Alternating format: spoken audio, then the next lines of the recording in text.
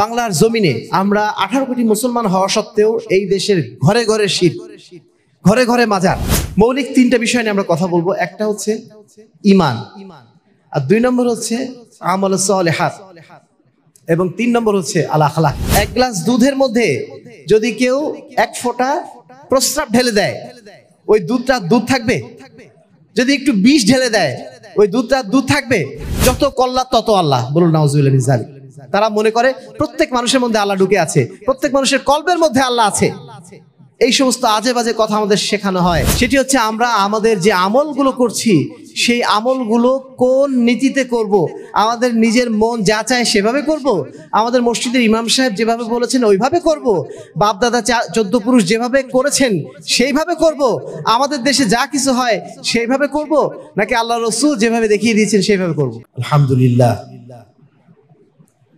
আলহামদুলিল্লাহি রাব্বিল আলামিন, আর রহমানির রহিম, মালিকি ইয়াউমিদ্দিন, الذي من علينا بهدايتنا وإيصال مرامنا محمدا رحمة للعالمين، وهو متمم مكارم الأخلاق ومعلم الخلائق وسيد المرسلين.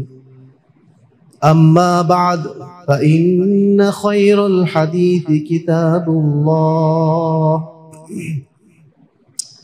وخير الهدى هدى محمد، وشر الأمور محدثاتها، وكل محدثة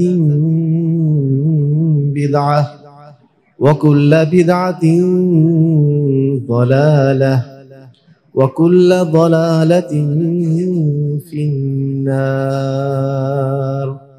فقد قال الله تعالى في كلامه المجيد وفرقانه الحميد وسلطانه العظيم من الشيطان الرجيم. بسم الله الرحمن الرحيم.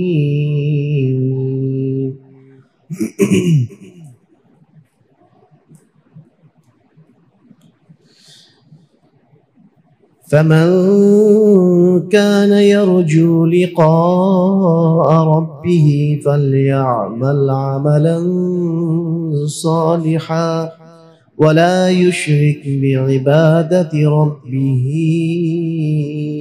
أحدا. وقال تعالى في آية أخرى: الذين آمنوا ولم يلبسوا إيمانهم بظلم উলাইকা লাহুমুল আমনু ওয়া হুম মুহতাদুন। লক্ষ্মীপুর জেলার রামগতি উপজেলা অবস্থিত আজকের জামে মসজিদে উপস্থিত সম্মানিত মুসলিয়ানে কেরাম, প্রশংসা আল্লাহ রাব্বুল আলামিনের জন্য, যার অশেষ রহমতে আমরা দীর্ঘ 1 সপ্তাহ পরে পুনরায় মুসলিম উম্মাহ সপ্তাহে ঈদের দিন পবিত্র জুমার দিনে মসজিদে এসে একত্রিত হয়েছি। যে আল্লাহ রাব্বুল আলামিন আমাদেরকে সুস্থ রেখেছেন, আমাদেরকে নিরাপদে রেখেছেন। সবচেয়ে বড় কথা, আল্লাহ রাব্বুল আলামিন আমাদের ঈমানের উপর রেখেছেন। সেই রবের প্রতি আমরা অন্তরস্থল থেকে শুকরিয়া আদায় করছি। আলহামদুলিল্লাহ। দরুদ ও সালাম বর্ষিত হোক শেষ নবী আহমদ মুস্তাফা মুহাম্মদী মুস্তাফা সাল্লাল্লাহু আলাইহি ওয়াসাল্লামের প্রতি, যিনি আখিরি নবী, শেষ নবী হিসাবে আমাদের জন্য কাল কিয়ামতের ময়দানে সুপারিশকারী হবেন। সেই রাসূলের উদ্দেশ্যে আমরা সংক্ষেপে দরুদ পাঠ করছি। আল্লাহুম্মা সাল্লি আলাইহি আল্লাহুম্মা বারিক আলাইহি। সম্মানিত মুসলিয়ানে কেরাম,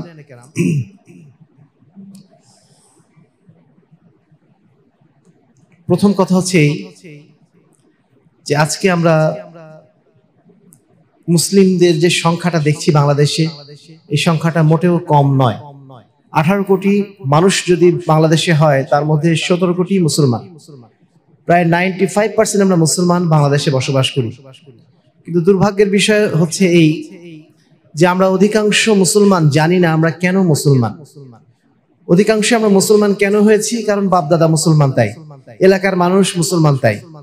কিন্তু আমি যে কেন মুসলমান, আমার উপর যে কি দায়িত্ব আছে, এই বিষয়গুলো আমরা অধিকাংশ মানুষ জানি না, অধিকাংশ মুসলমান জানি না।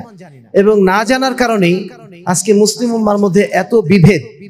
এক মসজিদের সালাত আরেক মসজিদের সালাতের মতো না। এক মসজিদের মুসল্লিরা যেরকম কথা বলেন, এই মসজিদের মুসল্লি আরেক রকম কথা বলেন, এক একজন এক এক রকম কথা বলছেন।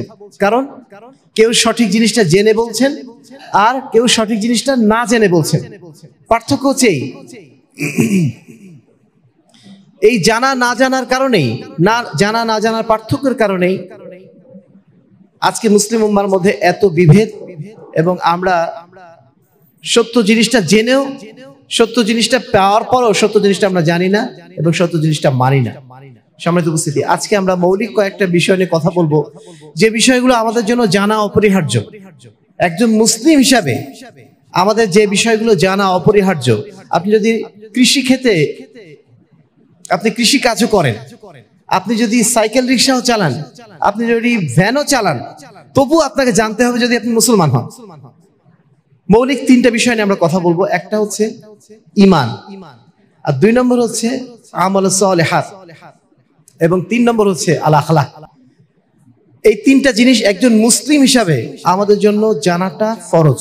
যদি আমরা না জানি আমরা মুসলমান কেন, আমরা নিজেরাই বুঝতে পারবো না, কাল কিয়ামতের ময়দানে আল্লাহর কাছে কোনো জবাব দিতে পারবো না। প্রথম যে বিষয়টা আমরা আলোচনা করেছি সেটি হচ্ছে আল ঈমান।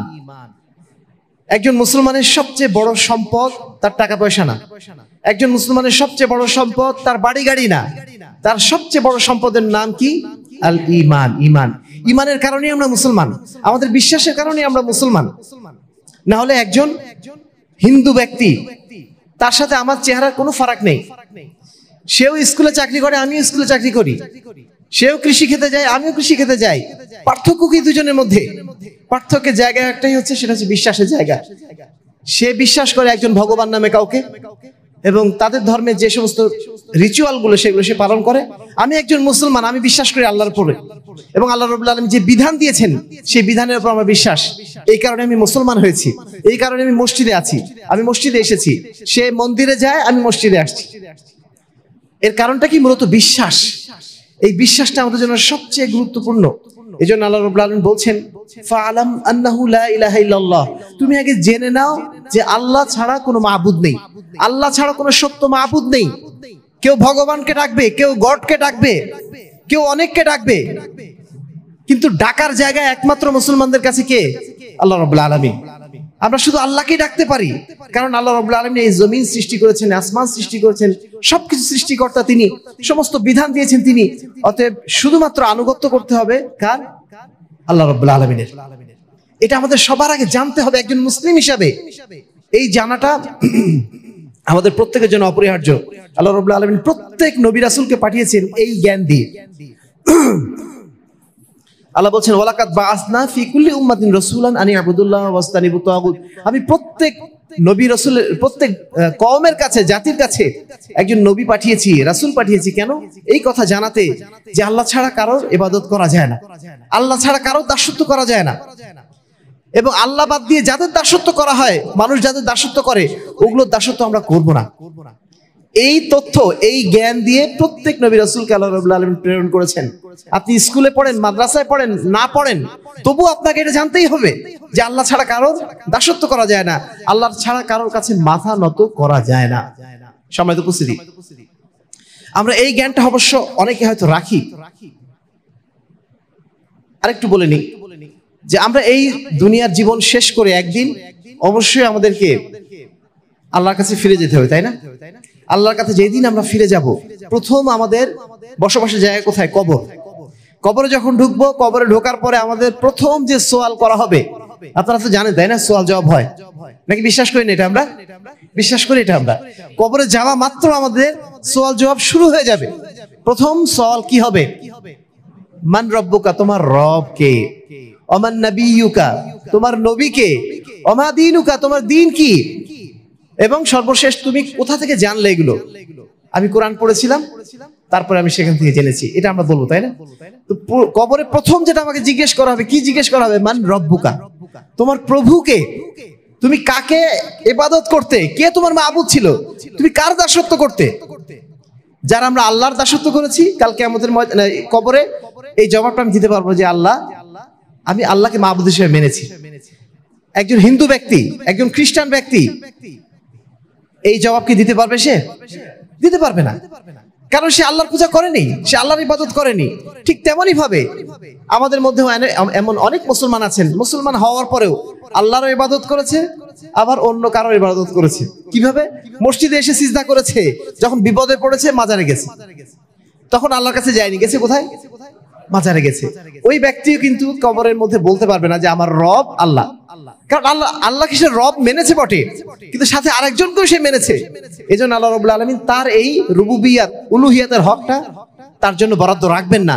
ফলে সে আল্লাহর ইবাদত করা সত্ত্বেও যেহেতু শিরক করেছে, শিরক করার কারণে সে কবরে বলতে পারবে না যে আমার রব ছিলেন আল্লাহ। তাহলে কবরের প্রথম আমার প্রশ্নটা হবে তাওহীদ নিয়ে, আমার ঈমান নিয়ে, বিশ্বাস নিয়ে। তুমি কত ভালো মানুষ ছিলে এটা জিজ্ঞেস করা হবে না, তোমার কত বাড়ি গাড়ি ছিল এটা জিজ্ঞেস করা হবে না, তোমার কতজন ছেলে মেয়ে আছে এটা জিজ্ঞেস করা হবে না, তোমার বাড়ি কোথায় জিজ্ঞেস করা হবে না। প্রথম জিজ্ঞেস করা হবে তোমার রব সম্পর্কে, অর্থাৎ ঈমান নিয়ে। এজন্য ঈমানটা একজন মুসলমানের জন্য সবচেয়ে গুরুত্বপূর্ণ। একজন মানুষ যতই মূর্খ হোক না কেন, তাকে ঈমান সম্পর্কে অবশ্যই জানতে হবে। সম্মানিত উপস্থিতি, ঈমানটা কেমন জিনিস? ঈমানটা একটা সলিড জিনিস। যেমন এক গ্লাস দুধের মধ্যে যদি কেউ এক ফোঁটা প্রস্রাব ঢেলে দেয়, ওই দুধটা দুধ থাকবে? যদি একটু বিষ ঢেলে দেয়, ওই দুধটা দুধ থাকবে? বিষ হয়ে যাবে। ঠিক তেমনি ঈমান হচ্ছে এমন একটা জিনিস যার মধ্যে কোনো শিরক ঢুকানো যায় না, 1 ইঞ্চি শিরক ঢুকানো যায় না। আপনি মনে করছেন আমি তো সারা জীবন আল্লাহর ইবাদত করেছি, একদিন মাত্র মাজারে গিয়েছিলাম, একদিন মাত্র ওখানে টাকা দিয়ে এসেছিলাম, এত সমস্যা কি? এত সমস্যা কেন? এক গ্লাস দুধের মধ্যে যদি 1 ফোঁটা পেশাব ঢেলে দেওয়া হয়, আপনি ওই দুধ আর খাবেন? ওখানে তো মাত্র 1 ফোঁটা পেশাব আছে, বাকি সবই তো দুধ। খাবেন না। কেন খাবেন না? কারণ এই নোংরা জিনিসটা ওটা পুরা গ্লাসের মধ্যে প্রভাব বিস্তার করে। ঠিক তেমনি শিরক যে ব্যক্তি করেছে, সারা জীবন সে আল্লাহর ইবাদত হয়তো করেছে, একদিন সে শিরক করেছে, ওই একদিনের শিরকের কারণে সমস্ত তাওহীদ সব আউট হয়ে গেছে। এজন্য আল্লাহ বলছেন আল্লাযীনা আমানু, যারা ঈমান এনেছে, ওয়ালাম ইয়ালবিসু ঈমানহুম বিযুলমিন উলাইকা লাহুমুল আমন, এবং ঈমানের সাথে কোনো প্রকার শিরক মিশ্রিত করেনি, তাদের জন্য রয়েছে নিরাপত্তা, তাদের জন্য রয়েছে হেদায়েত। আজকে আমরা সূরা কাহফ পড়েছি, তাই না? অনেকে জুমার দিন সূরা কাহফ পড়া কি সুন্নাত? সেই সূরা কাহফের একদম শেষ আয়াত আল্লাহ বলছেন ফামান কানা ইয়ারজু লিকা রাব্বি ফালিয়ামাল আমালান সালিহা। যে ব্যক্তি আল্লাহর সাথে সাক্ষাৎ করতে চায়, যে ব্যক্তি আল্লাহর সাথে সাক্ষাৎ করতে চায়, আমরা সবাইকে আল্লাহর সাথে সাক্ষাৎ করতে চাই না একদিন? ইনশাআল্লাহ মৃত্যুর পর আমরা প্রত্যেকেই চাই যে আমাদের প্রথম সাক্ষাৎ যেন আল্লাহর সাথে হয়। এই স্বপ্ন আমাদের প্রত্যেকের আছে, কিন্তু এই স্বপ্ন পূরণের জন্য 2টা কাজ দরকার। একটা হচ্ছে ফালিয়ামাল আমালান সালিহা, সে যেন সৎ আমল করে, ভালো কাজ করে, তারপরে ওয়ালা ইউশরিক বিইবাদাতি রাব্বি আহাদা, ভালো কাজ করার সাথে সাথে সে যেন আল্লাহর ইবাদতে অন্য কাউকে শরীক না করে। শুধু ভালো কাজ করলাম, আমি মনে করছি আমি তো অনেক বড় আমলদার, আমার মাথায় অনেক বড় টুপি থাকে, 5 ওয়াক্ত সালাত তো মসজিদে পড়ি, কিন্তু আমি যখন শিরক করে বসে থাকবো, যখন শিরক করব, তখন ওই ইবাদতগুলো, ওই ভালো কাজগুলো আল্লাহর কাছে কিছুই আর কবুল হবে না। আল্লাহ বলছেন লা ইন আশরাকতা লা ইয়াহবাতান্না আমালু, হে মুহাম্মদ, আপনিও যদি আল্লাহর সাথে কাউকে শরীক করেন, আপনার সমস্ত আমল বাতিল হয়ে যাবে, কোনো আমল আল্লাহর কাছে কবুল হবে না। এজন্য শিরক জিনিসটা থেকে মুক্ত থাকাটা ঈমানের জন্য সবচেয়ে জরুরি বিষয়। আপনি শুধু ঈমান আনলেই হবে না, ঈমানের সাথে শিরক থেকে মুক্ত থাকতে হবে। এটাকে আমরা বলি শিরক মুক্ত ঈমান। অন্য সবাই ঈমানের কথা বলে, কিন্তু শিরকের বিরুদ্ধে কথা বলে না। বাংলাদেশে অনেক বড় বড় ওলামায়ে কেরাম আছেন, বড় বড় অনেক বক্তা আছেন, বক্তারা বক্তব্য দিচ্ছেন, অনেক কথা বলছেন, কিন্তু শিরকের বিরুদ্ধে দেখবেন আপনি কেউ কথা বলে না। কারণ শিরকের বিরুদ্ধে কথা বললে মানুষ আপনার কথা গ্রহণ করবে না। তাওহীদের কথা বলেন, মানুষ গ্রহণ করবে, কিন্তু যদি বলেন শিরকের কথা, তাহলে মানুষ আপনাকে আর গ্রহণ করবে না। যদি আপনি বলেন যে মাজারে যাওয়া যাবে না, সঙ্গে সঙ্গে মানুষ আপনার থেকে মুখ ফিরিয়ে নেবে। কারণ বাংলাদেশের অধিকাংশ মানুষ মাজার পূজায় বিশ্বাসী। এই দেশে 2,98,000 পীরের মাজার ছিল 1981 সালে। আজকের হিসাবে এটা কি আরো কমবে না বাড়ছে? আরো বাড়ছে। আপনার এই লক্ষ্মীপুর এলাকায় এসে তো আমরা মনে হচ্ছে শুধু মাজারেরই এলাকা। এই এলাকার মানুষ শিরকের কথা শোনেই নেই। এখানে মানুষ তাওহীদের কথা অনেকে হয়তো শোনে, তাওহীদি জনতার কথা শোনে, কিন্তু শিরকের বিরুদ্ধে কোনো কথা আমরা কিন্তু শুনি না এখানে, তাই না? আমাদের মসজিদগুলোতে খুতবা হয় বটে, শিরকের বিরুদ্ধে কেউ কথা বলে না। সম্মানিত উপস্থিতি, ঈমানের সাথে শিরক মিশ্রিত হওয়ার কারণে কি কি ভুলগুলো আমরা সাধারণত করে ফেলি। প্রথম যে ভুলটা আমরা করে থাকি,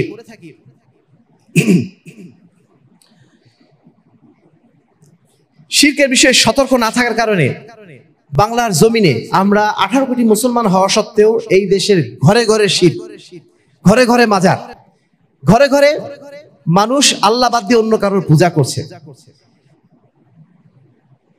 আল্লাহ রাব্বুল আলামিন আমাদেরকে সতর্ক করে বলছেন, যারা মুশরিক তাদের সম্পর্কে বলছেন, ওয়ায়াবুদুনা মিন দুনিল্লাহি মা লা ইয়াদুররুহুম, তারা আল্লাহকে বাদ দিয়ে অন্য কারোর পূজা করে, মা লা ইয়াদুররুহুম, যা তাদেরকে কোনো ক্ষতিও করতে পারে না, ওয়ালা ইয়ানফাউহুম, তাদেরকে কোনো উপকারও করতে পারে না, ওয়ায়াকুলুনা হাউলাই শুফাহাউনা ইনদাল্লাহ, আর তারা বলে আমরা তো আসলে এদের পূজা করি না, আমরা আল্লাহরই পূজা করি, কিন্তু এরা আমাদের জন্য আল্লাহর কাছে সুপারিশ করবে। যত মাজার পূজারী আছে তাদেরকে যদি জিজ্ঞেস করেন, বলেন তোমরা কেন মাজার পূজা করো? তোমরা তো আল্লাহর কাছে চাইলেই পারো। তোমরা বিপদ আপদ হয়েছে, বিপদ আপদ হলে আল্লাহ কি বলছেন, উদউনি আস্তাজিব লাকুম, তোমরা আমাকে ডাকো, আমি তোমাদের সমস্ত চাওয়া পাওয়া পূরণ করে দেব।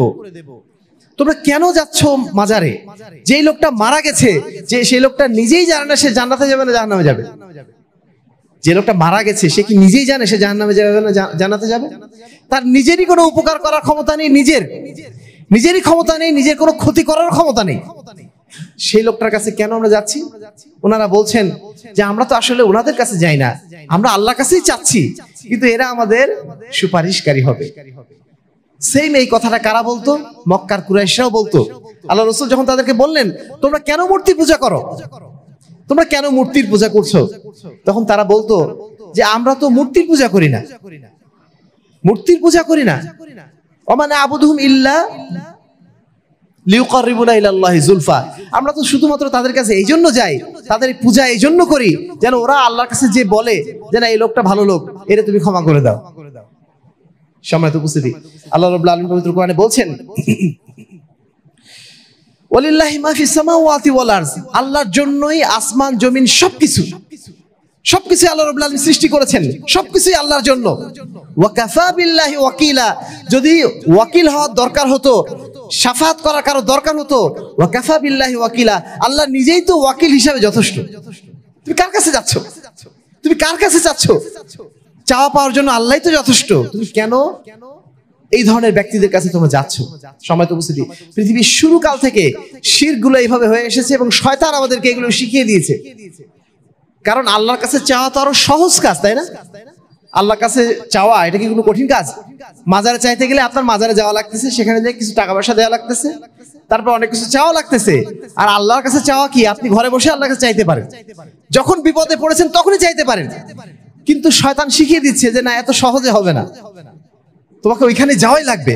শয়তান আমাদেরকে এগুলো শিখিয়ে আমাদের ভুল পথে নিয়ে যায়। সম্মানিত উপস্থিতি, ঈমান সম্পর্কে না জানার কারণে, শিরক সম্পর্কে না জানার কারণে আজকে আমরা অধিকাংশ মুসলমান এইভাবে শিরকের মধ্যে ডুবে আছি এবং কি বলবো, এমন একটা কাজের মধ্যে ডুবে আছি যেটা কোনো সচেতন মানুষ, কোনো বুদ্ধিমান মানুষ করতে পারে না।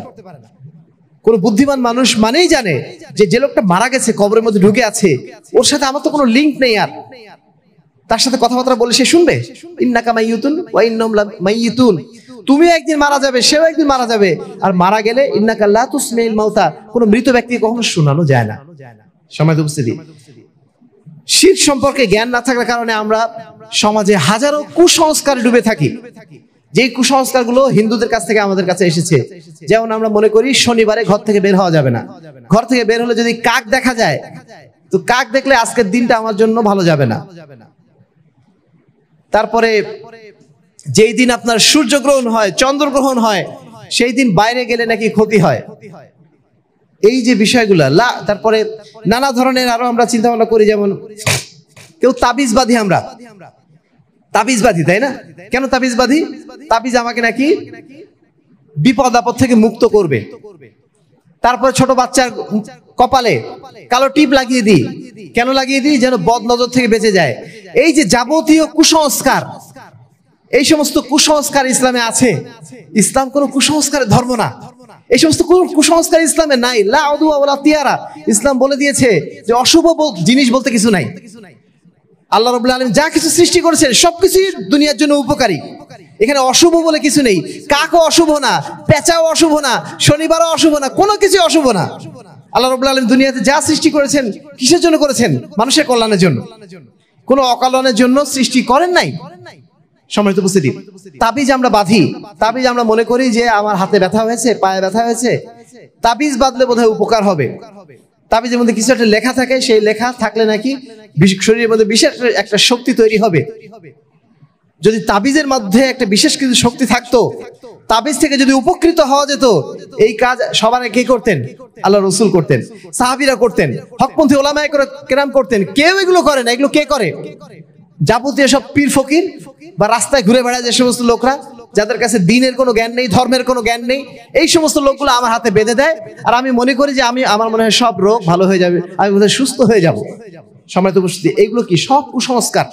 আল্লাহ রাসূল বলে দিয়েছেন, মান আল্লাকা তামিমাতান ফাকাদ আশরাকা। যে ব্যক্তি কোনো তাবিজ ঝুলালো শরীরে, নিঃসন্দেহে সে কি করলো? সে শিরক করলো। অনুরূপ ভাবে আর একটা ছোট্ট জিনিস, ছোট বাচ্চার কপালে আমরা কালো টিপ লাগিয়ে দিই। এই কালো টিপ লাগাই এই জন্য যে বদ নজর থেকে বাঁচা যাবে। কালো টিপ কি আমাদের বদ নজর থেকে বাঁচানোর মালিক? আমাদের যে কোনো বিপদ থেকে বাঁচানোর মালিক কে? যদি আল্লাহই মালিক হন, আল্লাহই সবকিছু কারণেওয়ালা হন, আমি কালো টিপের যখন লাগাচ্ছি আমার ভরসাটা কোথায় চলে যাচ্ছে? কালো টিপে চলে যাচ্ছে না যে কালো টিপটা মনে হয় আমাকে বাঁচাবে। এই যে ভরসা আল্লাহর উপরেও আছে আপনার, সেই সাথে আপনার একটু ভরসা চলে গেছে কোথায়? কালো টিপেও চলে গেছে। এই ভরসাটার নামই হচ্ছে শিরক। ভরসা করতে হবে শুধুমাত্র আল্লাহর উপরে। কালো টিপ দিয়ে কখনো বদনজর থেকে বাঁচা যায় না। বদনজর থেকে বাঁচতে চাইলে আল্লাহর কাছে দোয়া করেন। আল্লাহ রাব্বুল আলামিন তার রাসূলের মাধ্যম দিয়ে কিছু রুকিয়া শিখিয়েছেন। পুরো কোরআনটাকে বলা হয়েছে শিফা। আপনি সূরা ফাতিহা পড়ে আপনার বাচ্চার গায়ে ফু দিন, ওটাই যথেষ্ট। এর বাইরে কোনো কিছু করার অনুমতি আপনাকে দেওয়া হয়নি। যাই করবেন সেটার নামে কুসংস্কার। আর কুসংস্কারে বিশ্বাস করা মানে কি? সেটা শিরক করা। সম্মানিত উপস্থিতি, ইমানের এই জ্ঞান না থাকার কারণে, তাওহীদের জ্ঞান না থাকার কারণে আজকে আমরা আল্লাহর বিধান বাদ দিয়ে মানুষের বিধান মেনে চলি। আল্লাহর বিধান বাদ দিয়ে মানুষের বিধান মেনে চলছি। আজকে আমাদের দেশের রাজনীতি, আমাদের অর্থনীতি, আমাদের বিচার নীতি, সমস্ত নীতিমালা, এই নীতিমালাগুলো কি মুসলমানদের নীতিমালা? ইসলামের নীতিমালা? এই দেশ কি ইসলামের বিধিবিধান অনুযায়ী চলে? আমরা কার বিধান মেনে চলছি? মানুষের তৈরি বিধান। মানুষ যে বিধান বানিয়ে দিয়েছে আমাদের, সেই বিধান আমরা মেনে চলছি। এই বিধানগুলো যদি আমরা বিশ্বাস করি যে না, এই বিধানগুলো আল্লাহর বিধানের চেয়ে ভালো, তাহলে ঈমান থাকবে। যদি এই বিশ্বাস না থাকে, আমাদের প্রত্যেকের কর্তব্য কি হবে? যে আল্লাহর বিধান সমাজে যেন বাস্তবায়ন হয়, সেই জন্য আমাদের চেষ্টা করতে হবে, তাই না? কেউ যদি বলে থাকে যে আমরা শরিয়া আইনে বিশ্বাসী নই, এই কথা যদি বলে, কারো ঈমান থাকবে? আমাদের অনেক রাজনৈতিক দলের নেতারা বলছে যে বাংলাদেশে শরিয়া আইন চলবে না। একজন মুসলমান হয়ে এই কথা কেউ কখনো বলতে পারে? বরং আমরা সবাই কি বলবো? আমরা ইসলামী শরিয়া যে আইন দিয়েছে, আল্লাহ যে বিধান দিয়েছে, সেই বিধানই সমাজে চাই। এই কথা আমরা সবাই বলবো না? বলবো কখন? যখন আমাদের তাওহীদের জ্ঞান থাকবে। আমরা যখন জানবো আমাদের সৃষ্টিকর্তা একমাত্র আল্লাহ, তার বিধান অনুযায়ী সবকিছু চলবে। যখন আমরা জানবো তখনই তো আমরা দাবি করতে পারবো। আর না হলে মনে করবো যা চলছে চলছে, চলুক। এই যে রাজনীতি বর্তমানে আমাদের চলছে, এই যে ভোটের রাজনীতি, এই রাজনীতি কি ইসলামের রাজনীতি? আল্লাহ রাব্বুল আলামিন এই রাজনীতি আমাদের শিখিয়েছেন? আল্লাহ রাসূল আমাদের এই রাজনীতি শিখিয়েছেন? আল্লাহ রাসূল সাল্লাল্লাহু আলাইহি ওয়াসাল্লামের যুগে এরকম ভোটাভুটি ছিল? ভোট নিয়ে মারামারি, কে নেতা হবে, এইসব নিয়ে মারামারি ছিল? অমুক ভাইয়ের চরিত্র ফুলের মতো পবিত্র, এইরকম কথাবার্তা আমরা শুনতাম না। আল্লাহ রাসূলের যুগে কিভাবে নির্বাচন হতো? নির্বাচন হতো এইভাবে, সমাজের সবচেয়ে যে গুণী ব্যক্তিটা, সেই ব্যক্তিটাকে সিলেক্ট করা হতো। কারা সিলেক্ট করতো? যারা গ্রামের মুরব্বিয়ানে কেরাম, যারা গ্রামের মানে জ্ঞানী ব্যক্তি, সচেতন ব্যক্তি, তারাই ভাবতেন, তারাই বসতেন যে এই গ্রামের সবচেয়ে উপযুক্ত ব্যক্তি কে হবে নেতৃত্ব দেওয়ার জন্য, তাকে তারা নেতা হিসেবে বানাতেন। এইভাবে নেতা নির্বাচন হতো। নেতা নিয়ে এখানে মারামারি হতো না। অমুক হবে তমুক হবে, তার একটা দল আছে, আমার একটা দল আছে, পরস্পর মারামারি হবে, কে যেতে সে হবে আপনার নেতা। এই সমস্ত মারামারি, কামড়া কামড়ির রাজনীতি আল্লাহ রাসূলের রাজনীতি নয়। আমরা যারা মুসলিম, আমরা চাইবো আল্লাহ রাসূলের রাজনীতি। কারণ আল্লাহ রাব্বুল আলামিনের বিধানের মধ্যেই রয়েছে কল্যাণ। সেই বিধানের মধ্যে কোনো মারামারি নেই, সেখানে কোনো কামড়াকামড়ি নেই, নেতৃত্ব নিয়ে কোনো ঝগড়াঝাটি সেখানে নেই। যিনি যোগ্য হবেন তিনি সেখানে নেতা হবেন, যিনি আল্লাহ ভীরু হবেন, যিনি আল্লাহর বিধান অনুযায়ী দেশ চালাবেন তিনি হবেন নেতা। নেতা হওয়ার জন্য বাড়ি বাড়ি ভিক্ষা করতে হবে না যে আমাকে ভোট দেন তাহলে আমি এই করব সেই করব। এই সমস্ত তোষামোদের রাজনীতি ইসলামে নাই। সম্মানিত উপস্থিতি, আমরা যারা মুসলিম আমরা সবসময় এটাই কামনা করি যে আমাদের বিচার নীতি, আজকে যে আমরা আদালতে যাই, আদালতে যে আইনগুলো রয়েছে, যে বিধানগুলো রয়েছে, এগুলো কি ইসলামী আইন, ইসলামী বিধান? একটা ছোট্ট জমির মামলা ঠিকঠাক হতে 30 বছর 40 বছর চলে যায়। জমি জমার কোনো মামলা 20-30 বছরের আগে শেষ হয় না। কেন হচ্ছে না? কারণ এই যে আইন, এই আইনগুলো কার আইন? পশ্চিমাদের আইন, ব্রিটিশদের আইন। এই আইনগুলো মানুষের মানে যারা অপরাধী তাদেরকে বরং রক্ষা করে, আর যারা নিরপরাধ তাদেরকে বরং জেলখানায় রাখে। আপনি জেলখানায় আজকে যেয়ে দেখেন, যারা আজকে জেলখানায় আটক অবস্থায় রয়েছে এই মানুষগুলোর মধ্যে অর্ধেকের বেশি তারা নিরপরাধ। অপরাধী আছে অল্প কিছু, কিন্তু অধিকাংশই তারা নিরাপদ। যারা নিরপরাধ, যারা অপরাধী তারা অপরাধ করার সময় জেনে শুনে যায় কিভাবে অপরাধ করলে আইনের ফাঁকফোকর থেকে বাঁচা যাবে। আইনের যে ফাঁকফোকরগুলো সব তাদের জানা। ব্রিটিশ আইনটা মূলত যারা আপনার অপরাধী তাদের সেভ করার জন্যই বানানো হয়েছে। আর এই কারণে আপনারা দেখবেন অধিকাংশ ক্ষেত্রে অপরাধীর কোনো বিচার হয় না, বরং নিরপরাধ লোক তারই সেই ভুল বশত ফেঁসে যায়, যেহেতু তার আইন কারণ ওইভাবে জানা নেই। সম্মানিত উপস্থিতি, যদি ইসলামী বিচার ব্যবস্থা থাকতো, কোনো অপরাধ সংগঠিত হওয়ার 1 মাস 2 মাসের মধ্যে রায় কার্যকর হয়ে যেত। বছরের পর বছর অপেক্ষা করতে হতো না।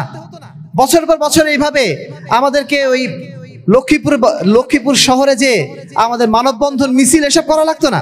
যিনি অপরাধী তিনি যত বড়ই ক্ষমতার অধিকারী হোক না কেন, যতই টাকা পয়সার অধিকারী হোক না কেন, অপরাধ করলে তার শাস্তি অবশ্যই হবে ইসলামী বিধানে, কোনো সুযোগ নেই। ইসলামী আইনে অনেক শক্ত কিছু বিধান রয়েছে, যে বিধানগুলোর কারণে অনেকে ভয় পেয়ে যায়। তারা মনে করে ইসলাম বোধহয় অনেক কঠিন। না, ইসলাম কঠিন নয়। হ্যাঁ, ইসলাম শাস্তি দেওয়ার ক্ষেত্রে কঠিন। কেন কঠিন? একটা শাস্তি যদি ইসলামে দেওয়া হয়, ধরেন এই গ্রামের মধ্যে যদি একজন ব্যক্তি চুরি করে, ওই ব্যক্তির যদি হাতটা কেটে দেওয়া হয় মসজিদের সামনে এসে সবার সামনে, ওই গ্রামে আর চোর বলে কিছু থাকবে? ইসলাম এই জন্য বলছে ওয়ালাকুম ফিল কিসাসি হায়াতুন ইয়া উলিল আলবাব। একজন মানুষকে মেরে ফেললে যিনি হত্যাকারী তাকে সঙ্গে সঙ্গে ওইভাবে হত্যা করা হয় যেভাবে তাকে হত্যা করা হয়েছিল। আল্লাহ বলছেন যে যদি তোমরা এর শাস্তি গ্রহণ করো, সে যেহেতু মেরে ফেলেছে তাকেও যদি তোমরা মেরে ফেলো, আল্লাহ বলছেন ওয়ালাকুম ফিল কিসাস হায়াত, এর মধ্যেই রয়েছে জীবন, মৃত্যুর মধ্যেই রয়েছে জীবন। কিভাবে জীবন রয়েছে?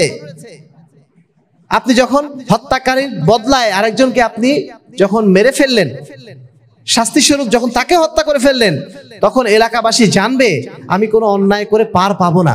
আমি যদি কাউকে হত্যা করি আমাকেও পাল্টা হত্যা করা হবে। সেজন্য কোনো অপরাধী আর অপরাধ করবে না। আর এভাবেই সমাজে শান্তি প্রতিষ্ঠিত হবে। ইসলাম বিচার ব্যবস্থার এই কঠোরতার মধ্যেই রয়েছে সৌন্দর্য, এই কঠোরতার মধ্যেই রয়েছে সমাজের নিরাপত্তা। শাস্তি যত সহজ হবে তখন মানুষ মনে করবে ওই টাকা পয়সা দিলে তো হয়ে যাবে সব, তখন মানুষ নির্বিবাদে অপরাধ করবে। কিন্তু ইসলামের টাকা পয়সা দিয়ে, ঘুষ দিয়ে বাঁচার কোনো সুযোগ নেই। সম্মানিত উপস্থিতি, এদেশের রাজনীতি আমরা বলেছি, এদেশের বিচার নীতি বলেছি, এদেশের অর্থনীতি, এদেশের অর্থনীতিও সুদী অর্থনীতি। এদেশের ঘরে ঘরে সুদ। আমরা সুদ খেতে চাই না, তবু আমাদের বাড়িতে সুদ এসে উপস্থিত। আজকে ক্ষুদ্র ঋণের নাম করে আমাদের দরিদ্র লোকগুলোকেও এখন সুদের জালে জড়িয়ে দেওয়া হয়েছে। আগে শুধু সুদ খেত কারা? ব্যাংকে যেত কারা? যারা বড় লোক ছিল। আর এখন প্রত্যেক বাড়িতে বাড়িতে, যত গ্রামের মধ্যে যত বেশি গরিব লোক তত বেশি তারা এখন সুদের সাথে জড়িত। কারণ বাড়িতে বাড়িতে যে আপনাকে সুদ খেতে বাধ্য করা হচ্ছে, সুদ দিতে বাধ্য করা হচ্ছে, আপনাকে বলা হচ্ছে আজকে নাও, আপনি চাচ্ছেন না সুদ, তবুও আপনার কাছে যে টাকা দিয়ে আসছে বলছে যে 10 দিন পরে দিলেই হবে, নাও না, সমস্যা কি? আপনাকে উস্কানি দিয়ে দিয়ে, লোভ লালসা দেখিয়ে আপনাকে সুদ খেতে বাধ্য করা হচ্ছে। পরে বাংলাদেশে এখন এমন অবস্থা, 99% বাড়িতে এখন আমরা সুদের মধ্যে জড়িত হয়ে আছি। এই পশ্চিমা অর্থনীতির কারণে, এই সুদী অর্থনীতির কারণে, সুদের মতো একটা জঘন্য অপরাধের সাথে আমরা প্রত্যেকেই জড়িত হয়ে যাচ্ছি। আমরা কেউ চাই না এই অর্থনীতি থাকুক। আমরা চাই ইসলামী অর্থনীতি আসুক, যে অর্থনীতি জাকাতের ভিত্তিতে প্রতিষ্ঠিত, যে অর্থনীতি কর্জে হাসানার উপর প্রতিষ্ঠিত, যে অর্থনীতির মাধ্যম দিয়ে সমাজের দুর্বল লোকগুলোকে সবল করা যায়, তাদের আপনার সুদ দিয়ে বড় লোক বানানো লাগে না। এই গ্রামে নিঃসন্দেহে সবাই গরিব লোক নয়, কিছু বড় লোক আছে। সেই বড় লোকগুলোর টাকাগুলো যদি জমা করে গ্রামের গরিব লোকগুলোকে দেওয়া হতো, এই গ্রামের দারিদ্র বলে কিছু থাকতো না। সারা দেশব্যাপী যদি এইভাবে হিসাব করে সরকার জাকাত আদায় করত এবং গরিব মানুষদের মধ্যে যদি যথাযথভাবে বিলি বন্টন করত, এই বাংলাদেশে দারিদ্র বলে কিছু থাকতো না। দারিদ্র বলে কিছু থাকতো না। ওমর রাদিয়াল্লাহু আনহুর যুগে আপনারা জানেন এমন অবস্থা হয়েছিল, জাকাত দেওয়ার লোক পাওয়া যেত না। জাকাত কাকে দেওয়া হবে এটাই পাওয়া যেত না। জাকাতের সুষম বন্টনের কারণে সমাজের দারিদ্রতা এমনভাবে দূর হয়ে গিয়েছিল। আল্লাহ বলছেন, ইয়ামহাকুল্লাহ ওয়া ইউরবি সাদাকাত, নিশ্চয়ই আল্লাহ রাব্বুল আলামিন সুদের মাধ্যম দিয়ে মানুষকে আরো দরিদ্র বানিয়ে দেন, মানুষের রিজিক আরো কমিয়ে দেন। আর ওয়া ইউরবি সাদাকাত, এবং জাকাতের মাধ্যম দিয়ে মানুষের সম্পদ আরো বৃদ্ধি করে দেন, মানুষের হায়াতে আরো বরকত দান করেন, রিজিক আরো বৃদ্ধি করে দেন। আল্লাহ রাব্বুল আলামিনের ওয়াদা কি মিথ্যা? নিঃসন্দেহে আল্লাহ রাব্বুল আলামিন যেটা বলেছেন সেটাই সত্য। সেজন্য আমরা কেউ চাই না এই প্রচলিত পশ্চিমা অর্থনীতি থাকুক, আমরা প্রত্যেকেই চাই ইসলামী অর্থনীতি দেশে আসুক। এটা তাওহীদের দাবি, এটা আমাদের ঈমানের দাবি। এটা শুধুমাত্র কি বলবো আমরা বলছি তাই না, বরং এটা আমাদের ঈমানের দাবি, এটা আমাদের তাওহীদের দাবি। সম্মানিত উপস্থিতি, যদি আমরা তাওহীদের জ্ঞান না রাখি, তাহলে শয়তান নানাভাবে আমাদেরকে শিরকের মধ্যে যুক্ত করে দেয়, এমন ভাবে যেটা হয়তো জ্ঞানের মাধ্যম দিয়ে আমাকে শিরকে যুক্ত করে দেয়। কেমন ভাবে? ধরেন আজকে আমরা অধিকাংশ মানুষ বলছি, আমাদের স্কুল কলেজে বইপত্রে লেখা আছে যে আল্লাহ রাব্বুল আলামিন নিরাকার এবং তিনি সর্বত্র বিরাজমান। এই যে কথাটা, এই কথাটা আমরা মনে করছি যেহেতু বইতে লেখা আছে এটা মনে হয় সত্য কথা। এটা কি সঠিক কথা? আল্লাহ রাব্বুল আলামিন কোথায় আছেন? আরশে আজিমের উপরে আছেন। আল্লাহ রাব্বুল আলামিন আরশে আজিমের উপর আছেন, তার একটা থাকার জায়গা আছে। আল্লাহ বলছেন আর রহমান আলাল আরশি ইস্তাওয়া, আল্লাহ রাব্বুল আলামিন কোথায় আছেন? আরশে আজিমের উপরে আছেন। কিভাবে আছেন আমরা জানি না। লাইসা কামিসলিহি শাইউন ওয়া হুয়াস সামিউল বাসীর, তার তুলনীয় কিছুই নেই। তিনি কিভাবে আছেন তিনিই জানেন, তার মর্যাদা অনুযায়ী তিনি সেখানে আছেন। কিভাবে আছেন এটা নিয়ে আমরা বিশ্লেষণ করব না, কিন্তু তিনি যে আছেন আরশের উপরে এই বিশ্বাস তো আমাকে রাখতে হবে, কারণ আল্লাহ নিজেই বলছেন তিনি আছেন আরশের উপরে। আর ইনারা বলছেন না, তিনি সর্বত্র বিরাজমান, সবকিছুর মধ্যে আল্লাহ আছে। যত কল্লা তত আল্লাহ, বলুন নাউজুবিল্লাহ মিন যালিক। তারা মনে করে প্রত্যেক মানুষের মধ্যে আল্লাহ ঢুকে আছে, প্রত্যেক মানুষের কলবের মধ্যে আল্লাহ আছে। এই সমস্ত আজে বাজে কথা আমাদের শেখানো হয়। হ্যাঁ, আল্লাহ রাব্বুল আলামিন আছেন জ্ঞানের মাধ্যম দিয়ে, তিনি আমাদের সবার খোঁজ খবর রাখেন, আমরা কি করি না করি সবকিছু জানেন। আমাদের শাহরগের কাছে তিনি আছেন, আমরা কি চিন্তা করি সেটাও তিনি জানেন। কিন্তু তার অর্থ এই না যে তিনি সবার মধ্যে ঢুকে আছেন। তিনি আছেন কোথায়? আরশে আজিমের উপর আছেন, তিনি সর্বত্র বিরাজমান নন। এই বিশ্বাসগুলো মূলত হিন্দুদের বিশ্বাস। এই বিশ্বাসগুলো মুসলমানদের মধ্যে আজকে ঢুকে গেছে যুক্তির নাম করে। যারা এই সমস্ত কথাগুলো বলেন বড় বড় আলেমরাই বলেন, তারা বলছেন যদি আল্লাহ রাব্বুল আলামিন আরশের উপরে থাকেন তাহলে তিনি সীমিত হয়ে যাচ্ছেন, তার উপর সাব্যস্ত হবে, তার নিচ হবে, তার ডান হবে, তার বাম হবে, অতএব এসব বলা যাবে না, বলতে হবে আল্লাহ সর্বত্র বিরাজমান। এই সমস্ত যুক্তি দিয়ে আমাদেরকে শয়তান আল্লাহর সাথে শিরক করিয়ে বসছে। সম্মানিত উপস্থিতি, একজন মুসলিম হিসাবে আমাদের সর্বদা সতর্ক থাকতে হবে, আমাদের ঈমানটা যেন নষ্ট না হয়ে যায়। আমরা এক আল্লাহর প্রতি বিশ্বাস স্থাপন করেছি, এই বিশ্বাস এমন ভাবে করতে হবে যেভাবে আল্লাহ রাব্বুল আলামিন করতে বলেছেন। এই বিশ্বাসের সাথে কোনো অবস্থাতেই যেন শিরক ঢুকে না যায়, কোনো অবস্থাতেই যেন শিরক প্রবেশ না করে, এ বিষয়ে আমাদের সর্বদা সতর্ক থাকতে হবে। কোনো বিপদ যত বড়ই হোক না কেন, আমরা কোনো অবস্থাতেই মাজারে যাব না, কোনো অবস্থাতেই আল্লাহ বাদ দিয়ে অন্য কারোর কাছে আমরা চাইবো না। আমরা যত বড় রাজনীতি ব্যক্তি এখানে আসুন না কেন, যত বড় অর্থনৈতিক ব্যক্তি এখানে আসুন না কেন, যত বড় জাজ আসুক না কেন, সবার কাছে আমরা এক কথায় দাবি করব যে আমাদের রাজনীতি যেন ইসলামী রাজনীতি হয়, আমাদের রাজনীতি যেন আল্লাহ দেওয়া রাজনীতি হয়, আমাদের অর্থনীতি যেন আল্লাহ দেওয়া অর্থনীতি হয়, আমাদের বিচার নীতি যেন আল্লাহ দেওয়া বিচার নীতি হয়। প্রত্যেকের কথা হবে আমাদের এটাই, যদি আমরা প্রকৃত অর্থে ঈমানদার হয়ে থাকি, প্রকৃত অর্থে যদি আমরা তাওহীদবাদী হয়ে থাকি।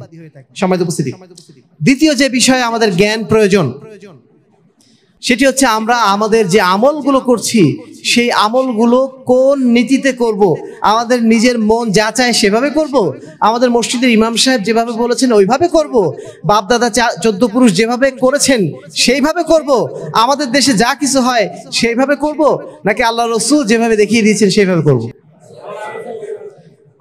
এটাই হচ্ছে আমাদের দ্বিতীয় জানার বিষয়।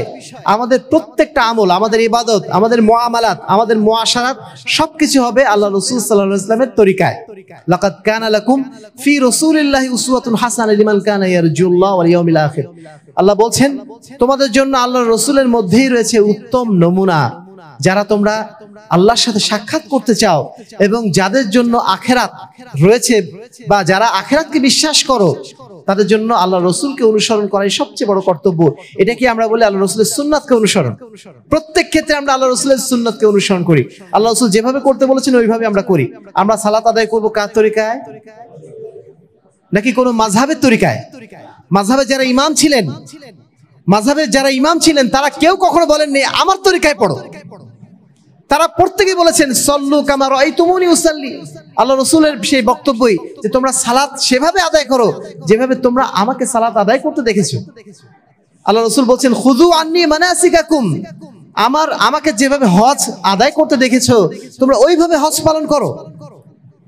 প্রত্যেক ইমাম আমাদের বলে গিয়েছেন ইজা সাহহাল হাদিস ফাহুয়া মাযহাবি, যখনই কোনো বিষয়ে সহিহ হাদিস পেয়ে যাবে জেনে রেখো ওটাই আমাদের মাযহাব। প্রত্যেক বিষয়ে সঠিক জিনিসটা জানা, সঠিক জিনিসটা মানার চেষ্টা করা, সেটাই হচ্ছে আহলে হাদিসদের মূল কর্তব্য। আমরা আহলুল হাদিসরা সমাজে কোনো ফিতনা সৃষ্টি করতে চাই না, সমাজের মধ্যে কোনো বিভ্রান্তি সৃষ্টি করতে চাই না। আমরা একটাই কথা বলি যে আল্লাহ রাসূল যেভাবে করেছেন সেভাবেই করেন। ওমা আতাকুমুর রাসূল ফাখুযুহু ওয়া মা নাহাকুম আনহু ফান্তাহু। আমার রাসূল তোমাদের কাছে যা কিছু নিয়ে এসেছেন তোমরা সেটাই করো, যেখান থেকে নিষেধ করেছেন সেখান থেকে তোমরা বিরত থাকো। এই কথা মানতে, এই কথা বুঝতে আমাদের কোনো আপত্তি আছে? যদি আপত্তি থাকে আমরা তো মুসলমানই থাকতে পারবো না। আল্লাহ বলছেন ফালিয়াহদারিল্লাযিনা ইউখালিফুনা আন আমরিহি আইয়ুসিবাহুম ফিতনা, যে ব্যক্তি আল্লাহ রাসূলের একটা নির্দেশকে অস্বীকার করবে সে যেন সতর্ক থাকে যে তার উপরে দুনিয়া এবং আখিরাতে মহা ফিতনা এসে নাজিল হবে। এই আয়াতটি সম্পর্কে একটা গল্প আছে। এইভাবে ইমাম মালিক রাহিমাহুল্লাহ একদিন তার কাছে এসে এক ব্যক্তি এসে বলছে, হে ইমাম মালিক, আমি হজের সময় তিনি বলছেন যে হজের সময় আমি ইহরাম বাঁধবো। হজের সময় ইহরাম বাঁধতে হয় না? হজ বা ওমরার সময় ইহরাম বাঁধতে হয়। আমরা যারা ওমরায় গেছি, হজে গেছি, আমরা জানি মদিনা থেকে যদি আমরা ওমরা করতে যাই কোথায় আমরা ইহরাম বাঁধি? জুলহুলাইফাতে। জুলহুলাইফা নামে একটা স্থান আছে মদিনার একটা সাইডে, ওইখানে এসে আমাকে আপনাকে ইহরাম পড়তে হয়। তো সেই ব্যক্তি বলছে, হে ইমাম মালিক, অত দূরে যে ইহরাম না পরে আমি যেহেতু মসজিদে নববীতে আছি, মসজিদে নববীতে বসে আমি ইহরামটা পরবো, এখানে আমি তালবিয়া পাঠ করা শুরু করবো। ইমাম মালিক তখন বললেন যে না, এই কাজ তুমি করো না। আল্লাহ রাসূল বলে দিয়েছেন জুলহুলাইফা থেকে ইহরাম বাঁধতে, তোমাকে ওখানে যে ইহরাম বাঁধতে হবে। তখন ওই ব্যক্তি বলছে সমস্যাটা কি? আমি তো মসজিদে নববীতে বসে আছি, জুলহুলাইফার চেয়ে আরো বেশি পবিত্র জায়গা হচ্ছে মসজিদে নববী, এখান দিয়ে ইহরাম বাঁধলে সমস্যা কি? তখন ইমাম মালিক এই আয়াতটি পাঠ করলেন, পাঠ করে বলছেন আল্লাহ রাব্বুল আলামিন নিষেধ করেছেন, তিনি বলছেন তোমরা সতর্ক থাকো যে তুমি আল্লাহ রাসূল যখন কোনো নির্দেশ দেবে সেই নির্দেশ তোমরা লঙ্ঘন করো না, যদি লঙ্ঘন করো তাহলে তোমাদের উপর ফিতনা নাজিল হবে। সম্মানিত উপস্থিতি, আল্লাহ রাসূল সাল্লাল্লাহু আলাইহি ওয়াসাল্লাম আমাদেরকে তার ইবাদতগুলো করার জন্য যেভাবে শিক্ষা দিয়েছেন ঠিক সেইভাবেই ইবাদতগুলো আমাদের করতে হবে, পুঙ্খানুপুঙ্খভাবে। একদিন এক বেদুইন ব্যক্তি আল্লাহ রাসূলের কাছে এসে বলছে, হে আল্লাহ রাসূল, আপনি আমাকে ওযু করা শিখিয়ে দিন, ওযু করা শিখিয়ে দিন। তখন ওই ব্যক্তি এসে বলছে না, আল্লাহ রাসূল তাকে ওযু করা শেখাচ্ছেন। আমরা সাধারণত ওযু করি তিনবার করি, তাই না? 3 বার করে কুলি করি, 3 বার আমরা নাক ধুই, 3 বার মুখ ধুই, 3 বার হাত ধুই, 3 বার পা ধুই, শিখিয়ে দিচ্ছেন। শিখিয়ে দেওয়ার পরে আল্লাহ রাসূল বলছেন যে ওযুর অঙ্গগুলো তোমরা 3 বার করে ধৌত করেছো, কেউ যেন এর অতিরিক্ত না করো। যদি কেউ এর অতিরিক্ত করো তাহলে ফাকাদ আসা, সে যেন একটা খারাপ কাজ করলো। ওয়া যালামা ওয়া তাআদ্দা, সে যেন সীমা লঙ্ঘন করলো। ওয়া যালামা, সে যেন নিজের উপর জুলুম করলো। 3টা কথা বললেন। কি কারণে বললেন? ওযু 3 বারের জায়গায় যদি আপনি 4 বার 5 বার করেন তাহলে আল্লাহ রসুল নিষেধ করছেন বা ধমক দিচ্ছেন এইভাবে, সে একটা খারাপ কাজ করলো, সে যেন সীমা লঙ্ঘন করলো, সে যেন জুলুম করলো। আচ্ছা একটু চিন্তা করে দেখুন, আপনি অজুর জায়গায় 3 বার না ধুয়ে যদি 4 বার ধোন, আপনার হাতটা আরো বেশি পরিষ্কার হবে না? 5 বার করলে আরো বেশি পরিষ্কার হবে। এতে তো আল্লাহ রসুলের আরো খুশি হওয়ার কথা ছিল। আল্লাহ রসুল কেন নারাজ হচ্ছেন? কারণ আল্লাহ রসুল একটা নিয়ম শিখিয়ে দিয়েছে। আপনি নিয়মের বাইরে অতিরিক্ত কেন করবেন? এই যে অতিরিক্ত কাজটা আপনি করতে গেলেন, এটাই হচ্ছে আপনার জন্য অপরাধ। 5 ওয়াক্ত সালাতের পরে দলবদ্ধভাবে মোনাজাত করা একটা কাজ সাধারণত আমাদের বাংলাদেশের 99% মসজিদে হয়, তাই না? 99% মসজিদে হয়। এখন যখন আমরা ওনাদেরকে বলি যে ভাই এই কাজটা কেন করছেন, আল্লাহ রসুল তো করেন নাই, তখন তারা বলবেন যে কাজটা করলে সমস্যা কি, ভালো কাজ তো, আমি তো আল্লাহর কাছেই চাচ্ছি, মানুষের কাছে তো চাচ্ছি না। সমস্যাটা কোথায়? সমস্যার জায়গাটা তারা ধরতে পারেন না। সমস্যার জায়গাটা হচ্ছে এই যে আল্লাহ রসুল যা করেনি সেটা করা নিষিদ্ধ, যা করেছেন সেটা করতে হবে, যেটা করেন নাই সেটা ছাড়তে হবে। সেটাই হচ্ছে আল্লাহর আনুগত্য, আল্লাহ রসুলের আনুগত্য। আল্লাহ রসুলের আনুগত্যের অর্থ হচ্ছে এইটা। আপনি যখন আল্লাহ রসুলের আনুগত্যের বাইরে যে নিজের মন মতো একটা কাজ করলেন, নিঃসন্দেহে সেটা আল্লাহ রসুলের নির্দেশের বিপরীতে আপনি চলে গেলেন। আর এটাই সমস্যা। সমস্যার মাত্রাটা আরো বোঝানো যায় এইভাবে। আজকে আমরা কয় রাকাত জুমার সালাত পড়বো? 2 রাকাত পড়বো, তাই না? গতকালকে কয় রাকাত পড়েছিলাম? 4 রাকাত পড়েছিলাম। একটু পরে আসরের সালাত পড়বো, 4 রাকাতই পড়বো। এই সালাতটা এখন যদি আমাদের কোনো মুসল্লি এসে বলে গতকালকে 4 রাকাত পড়লাম, আজকে 2 রাকাত কমানোর কি দরকার, আজকে সবাই আমরা মসজিদে আসছি, আজকে আমরা 4 রাকাত পড়বো। আজকে যদি কেউ 4 রাকাত জুমার সালাত আদায় করে, জুমার সালাত হবে? কেন হবে না? আপনি তো 2 রাকাত বেশি পড়লেন। 2 রাকাত বেশি পড়া কি খারাপ কাজ না ভালো কাজ? আপাতত দৃষ্টিতে ভালো কাজই তো। 2 রাকাত সালাত অতিরিক্ত পড়লেন মানে কি আপনি 4টা সিজদা দিয়েছেন অতিরিক্ত। আল্লাহর কাছে পৃথিবীতে সবচেয়ে প্রিয় কাজ হচ্ছে বান্দা যখন তার উদ্দেশ্যে একটা সিজদা দেয়। আপনি 4টা সিজদা দিয়েছেন, তারপরও আপনার সালাতটা বাতিল। কেন বাতিল হলো? কারণ আল্লাহ রাসূল যা করেননি সেটা আপনি করেছেন, যেটা করতে বলেননি সেটা আপনি করেছেন। এই জন্য প্রত্যেকটা ক্ষেত্রে আল্লাহ রাসূলের তরিকা অনুসরণ করা, এটাই হচ্ছে একজন মুসলিম হিসাবে আমাদের দায়িত্ব। এটাই আমাদের জানার বিষয়। আমরা এক্ষেত্রে কোন রকম ঝগড়াঝাটি করব না। যখনই জানবো আল্লাহ রাসূল করেন আমি করবো না।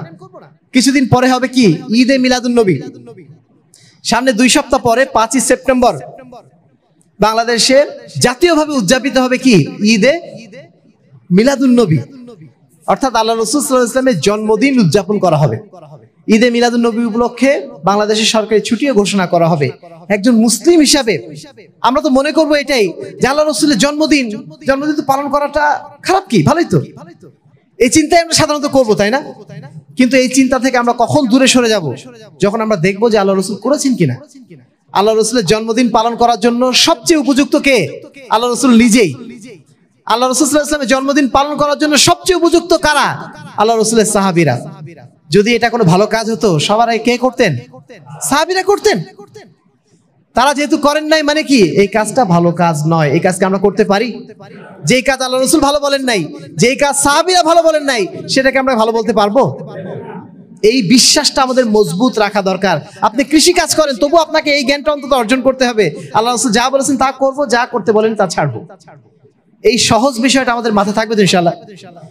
এই জ্ঞানটা অর্জন করা আমাদের জন্য অত্যন্ত জরুরি। এই জ্ঞানের জন্যই আপনাদের সাথে এখন এলাকাবাসী ঝগড়া হবে, গ্রামবাসীর ঝগড়া হবে। তারা বলবেন বাপদাদা 14 পুরুষ করে এসেছে, আমাদের এলাকার ইমাম সাহেব এত বড় মানুষ তিনি করেছে। এই কথাগুলো আমাদের সামনে কি বাধা হয়ে দাঁড়াবে? না। কারণ আল্লাহ রাসূল আমার এলাকাবাসীর চেয়ে, আমার বাপদাদা 14 পুরুষের চেয়ে আল্লাহ রাসূল কি বেশি উত্তম নন? বাপদাদা 14 পুরুষ করেছে, তাই কি হয়েছে? না যেন অনেক কিছু করতেই পারেন তারা হয়তো জানতেন না বিষয়টা। আমার ইমাম সাহেব যত বড় ইমামই হন না কেন, তিনি তো রাসূল নন, তার তো ভুল হতেই পারে। তার ভুলটা আমরা অনুসরণ করতে পারি না।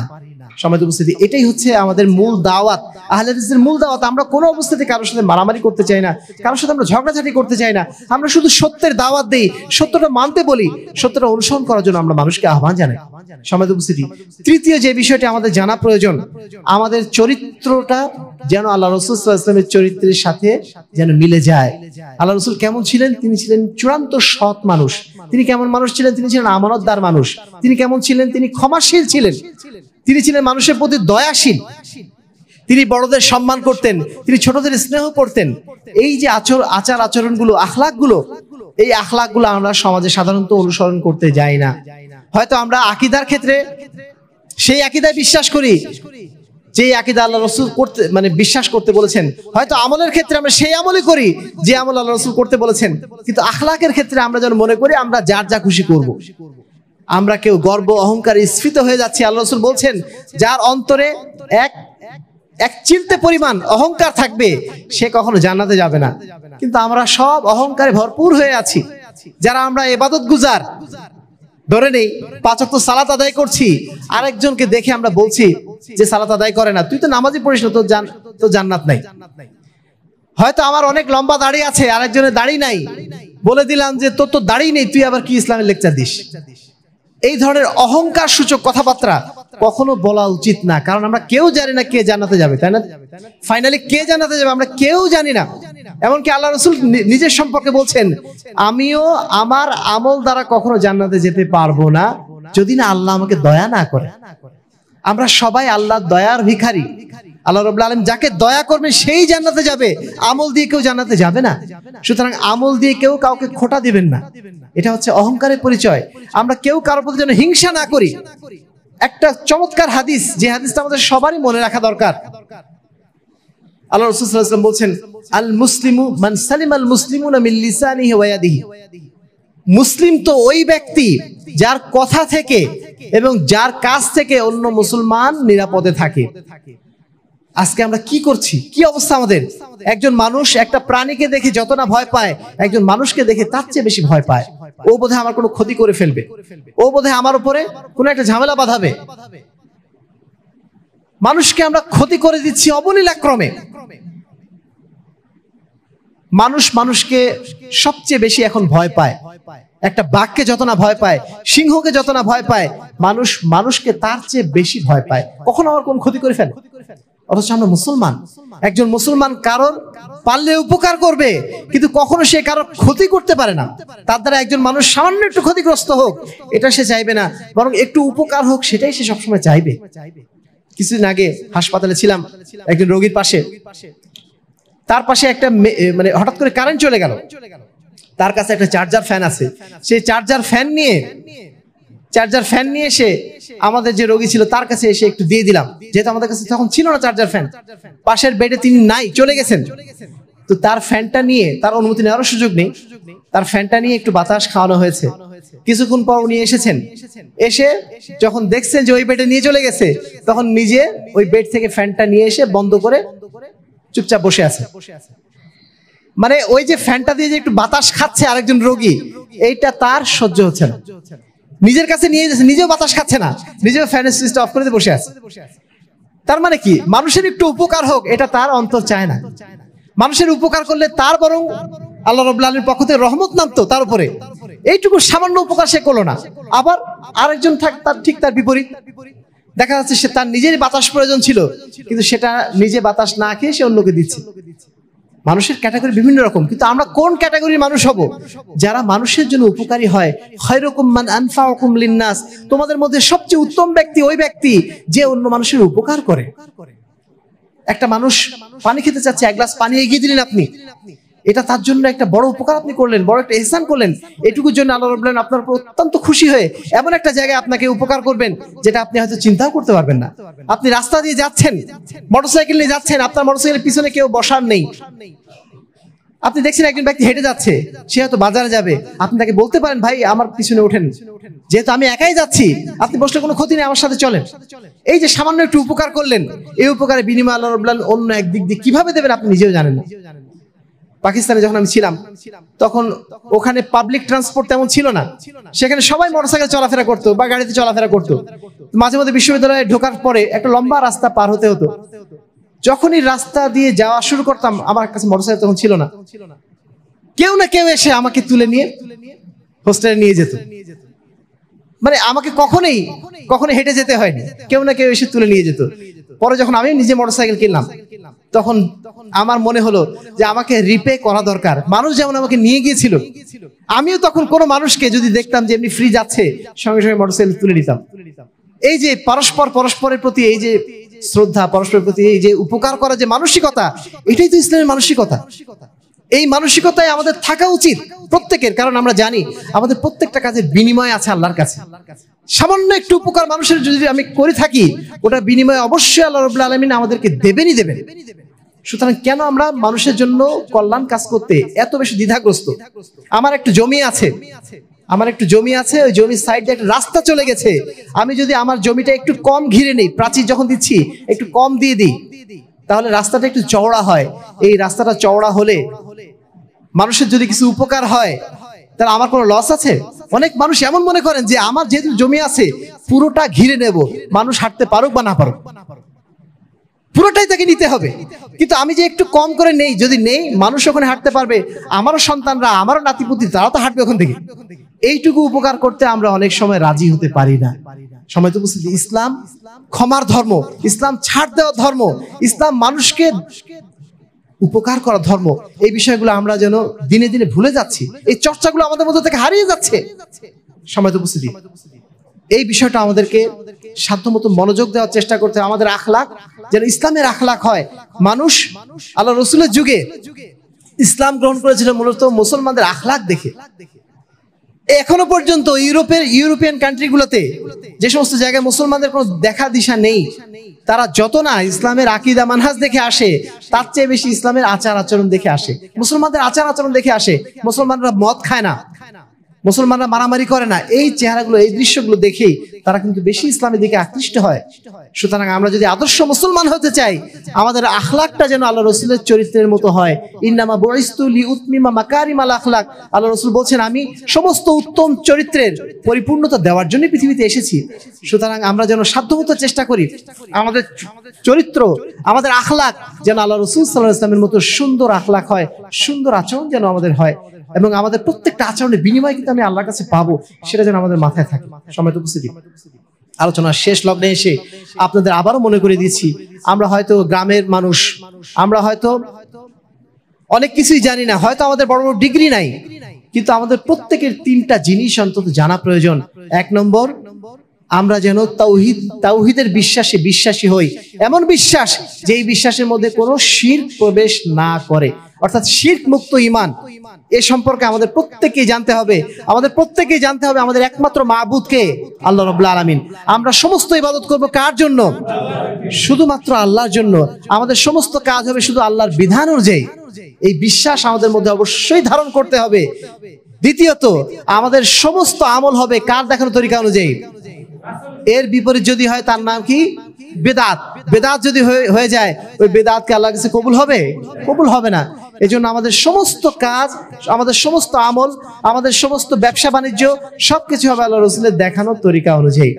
এবং সর্বশেষ আমাদের আখলাক, আমাদের চরিত্র, প্রতিবেশীর প্রতি আমাদের আচরণ, স্ত্রীর প্রতি আচরণ, সন্তানের প্রতি আচরণ, শিক্ষকের প্রতি আচরণ, এই আচরণগুলো হবে আল্লাহ রসুলের দেখানো আদর্শ অনুযায়ী, আল্লাহ রসুলের চরিত্র অনুযায়ী। সেইভাবে আজ যেন আমরা আমাদের চরিত্রটাকে সুন্দর করে সাজিয়ে নিতে পারি। এই তিনটা কাজ যদি আমরা করতে পারি, তাহলে ইনশাআল্লাহ আমরা দুনিয়াতে যেমন হায়াতে তয়্যিবা পাবো, এবং কাল কিয়ামতের ময়দানে ইনশাআল্লাহ আল্লাহর মুক্তিপ্রাপ্ত বান্দাদের মধ্যে অন্তর্ভুক্ত হতে পারবো। সম্মানিত উপস্থিতি, আজকে আপনাদের কাছে সেই সুদূর রাজশাহী থেকে এসে আমাদের মূল বার্তাটা ছিল এটাই, যে আমরা যেন সবকিছু করি আল্লাহর বিধান অনুযায়ী, সবকিছু করি আল্লাহ রসুলের তরিকা অনুযায়ী, তাহলে ইনশাআল্লাহ আমরা দুনিয়া এবং আখিরাতে সফল কাম হতে পারবো।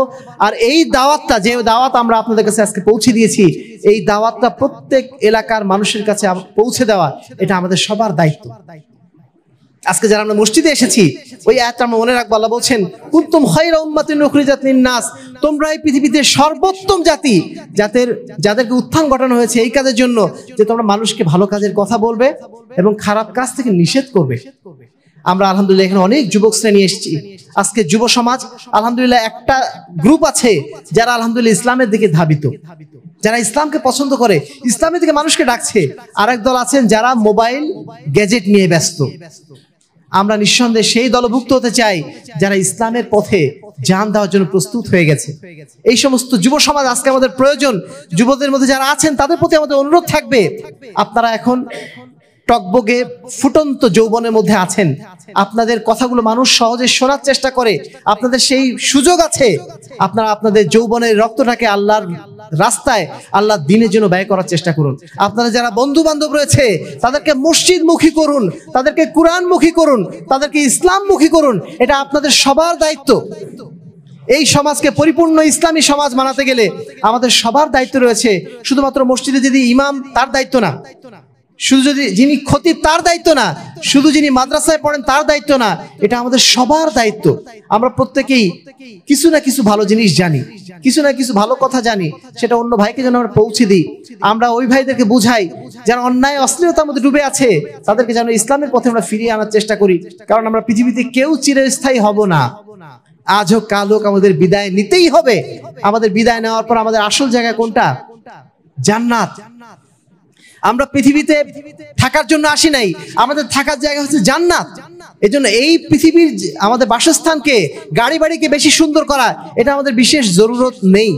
আপনি যদি কক্সবাজারে বেড়াতে যান, কক্সবাজারে বেড়াতে যেয়ে আপনি ওখানে নিজের জন্য কোনো বাড়িঘর করার চিন্তা করেন? কেন করেন না? এই জন্য চিন্তা করেন না কারণ আপনি ওখানে বেশি দিন থাকবেন না, 3 দিন 4 দিন থাকবেন। যে কোনো এক জায়গায় কাটিয়ে দিলেই হয়ে গেল, যে কোনো একভাবে খেয়ে দিয়ে পার করে দিলেই হয়ে গেল। ঠিক তেমনই দুনিয়াটা এমন একটা জায়গা যেটা অস্থায়ী জায়গা। কুন ফিদ দুনিয়া কান্নাকা গরিবুন আও আবির সাবিল। আল্লাহ রাসূল বলছেন, তুমি দুনিয়াতে এমন ভাবে বসবাস করো যেন তুমি এখানে আগন্তুক হিসেবে এসেছো, তুমি যেন এখানে পথিক হিসেবে এসেছো, কিছুদিন আসো তারপর আবার চলে যাবে। এজন্য যেন আমরা চেষ্টা করি সাধ্যমতো 5 ওয়াক্ত সালাত মসজিদে আদায় করার জন্য। যুব ভাইরা সাবধান থাকার চেষ্টা করবেন, আপনারা সতর্ক থাকার চেষ্টা করবেন, আপনারা যেন 5 ওয়াক্ত সালাতে অভ্যস্ত হতে পারেন, সেই চেষ্টা আপনারা সাধ্যমতো করার চেষ্টা করুন। মুরব্বীরা এমনিতে আসেন, আলহামদুলিল্লাহ মুরব্বীদের কাজ কম, এজন্য তারা মসজিদে চলে আসেন, কিন্তু যুবকদের মসজিদে কম পাওয়া যায়। আপনাদের প্রতি আমাদের অনুরোধ থাকবে 5 ওয়াক্ত সালাত এটা যেন আমরা সবার আগে ঠিক করি। এটা সবার আগে আউয়াল মা ইউহাসাবু বিল আবদু ইয়াউমাল কিয়ামাতি as-সালাত। কিয়ামতের দিন সবার প্রথমে জিজ্ঞেস করা হবে সালাত আদায় করেছিলাম কিনা। এজন্য সালাতের হিসাবটা আমরা যেন সবার আগে করার চেষ্টা করি। বাকি যে অন্য বিষয়গুলো সেগুলো যেন সাধ্যমতো পালন করি। আমাদের জীবনটাকে পরিপূর্ণ ইসলামের উপর যেন আমরা পরিচালনা করার চেষ্টা করতে পারি। আল্লাহ রাব্বুল আলামিন সেই তৌফিক যেন আমাদেরকে দান করেন। আল্লাহুম্মা আমিন। ওয়া আখির দাওয়ানা আলহামদুলিল্লাহি রাব্বিল আলামিন। ইন্নাল হামদালিল্লাহ নাহমাদুহু ওয়া নাস্তাঈনুহু ওয়া নাস্তাগফিরুহু ওয়া নু'মিনু বিহি ওয়া নাতাওয়াক্কালু আলাইহি ওয়া নাউযু বিল্লাহি মিন শুরুরি আনফুসিনা ওয়া মিন সাইয়্যাতি আ'মালিনা মান ইয়াহদিহিল্লাহু ফালা মুদিল্লা লাহু ওয়া মান ইউদ্লিলহু ফালা হাদিয়া লাহু ওয়া নাশহাদু আল লা ইলাহা ইল্লাল্লাহ ওয়া নাশহাদু আন্না মুহাম্মাদান আবদুহু ওয়া রাসূলুহু। আম্মা বা'দ ফাআউযু বিল্লাহি মিনাশ শাইতানির রাজীম। বিসমিল্লাহির রহমানির রহিম। ইয়া আইয়ুহাল্লাযীনা আমানু সাল্লু আলাইহি ওয়া সাল্লিমু তাসলিমা। আল্লাহুম্মা সাল্লি আলা মুহাম্মাদ ওয়া আলা আলি মুহাম্মাদ কামা সাল্লাইতা আলা ইব্রাহিম ওয়া আলা আলি ইব্রাহিম ইন্নাকা হামিদুম মাজিদ। আল্লাহুম্মা বারিক আলা মুহাম্মাদ ওয়া আলা আলি মুহাম্মাদ কামা বারাকতা আলা ইব্রাহিম ওয়া আলা আলি ইব্রাহিম ইন্নাকা হামিদুম মাজিদ। সম্মানিত উপস্থিতি, আমাদের মধ্যে অনেকেই আছেন যারা অসুস্থ অবস্থায় রয়েছেন, আমরা তাদের জন্য দোয়া করছি। আল্লাহ রাব্বুল আলামিন তাদেরকে যেন শিফায়ে কামেলা এবং আজেলা দান করেন। আমাদের মধ্যে যারা মৃত্যুবরণ করেছেন, যারা হয়তো সহিহ আকীদার দীক্ষা পান নাই, যারা হয়তো তাওহীদ এবং সুন্নাতের জ্ঞান সম্পর্কে জানতেন না, সেই সমস্ত মানুষরা হয়তো অনেকে শিরক বিদআতের সাথে পৃথিবীতে বিদায় নিয়েছেন, আমরা তাদের জন্য দোয়া করি। আল্লাহ রাব্বুল আলামিন তাদের গুনাহ খাতা যেন তাদের ওজরের কারণে আল্লাহ রাব্বুল আলামিন তাদেরকে যেন মাফ করে দেন। সেই সাথে আল্লাহ রাব্বুল আলামিন তাদের কবরকে যেন জান্নাতের বাগিচায় পরিণত করে দেন। আমাদের মধ্যে যে সমস্ত ভাইরা আজকে ফিলিস্তিনে, কাশ্মীরে, সিরিয়াতে যারা আজকে অত্যাচারিত হচ্ছেন, নিগৃহীত হচ্ছেন, বাতিল শক্তির কাছে যারা আজকে চরম নির্যাতনের শিকার হচ্ছেন, আল্লাহ রাব্বুল আলামিন তাদেরকে নির্যাতন থেকে, এই পরীক্ষা থেকে যেন উদ্ধার করেন এবং তাদের মধ্যে যারা মারা গিয়েছেন আল্লাহ রাব্বুল আলামিন তাদেরকে যেন শহীদ হিসেবে কবুল করে নেন। যারা এখনো বেঁচে আছেন আল্লাহ রাব্বুল আলামিন তাদেরকে যেন সুস্থতা এবং নিরাপত্তার সাথে বেঁচে থাকার তৌফিক দান করেন। আমরা আরেকটা দোয়া চাইবো। আহলে হাদিস আন্দোলন বাংলাদেশের মুহতারাম আমির জামাত প্রফেসর ডক্টর মোহাম্মদ আসাদুল্লাহ আল গালিব, আপনারা ওনার নাম অনেকেই শুনেছেন। আমরা আসার সময় উনি আমাদেরকে বলেছেন, যেহেতু লক্ষ্মীপুরে তোমরা যাচ্ছ, মুসল্লিদের কাছে আমাদের সালাম পৌঁছে দিও, আমাদের জন্য দোয়া করতে বলো, যেন জীবনের শেষ মুহূর্ত পর্যন্ত যেন ঈমানের উপর টিকে যেন থাকতে পারি এবং দ্বীনের খেদমতে যেন আল্লাহ রাব্বুল আলামিন টিকিয়ে রাখেন। আমরা সকলে বলি আল্লাহুম্মা আমিন। তাআদুল ইবাদাল্লাহ রাহিমাকুমুল্লাহ। ইন্নাল্লাহা ইয়া'মুরুকুম বিল আদলি ওয়াল ইহসান ওয়া ইতা'i যিল কুরবা ওয়া ইয়ানহা আনিল ফাহশাই ওয়াল মুনকারি ওয়াল বাগি ইয়া'iদুকুম লাআল্লাকুম তাযাক্কারুন। উযকুরুল্লাহ ইয়াযকুরুকুম ওয়াদউহু ইস্তাজিব লাকুম ওয়া লাযিকরুল্লাহি তাআলা আ'লা ওয়া আজলু ওয়া তাম্মু ওয়া হাম্মু আকবার। লাইক কমেন্ট চাই না, ভালো লাগলে দিন প্রচারের স্বার্থে শেয়ার করবেন, সাবস্ক্রাইব করে পাশে থাকার চেষ্টা করবেন।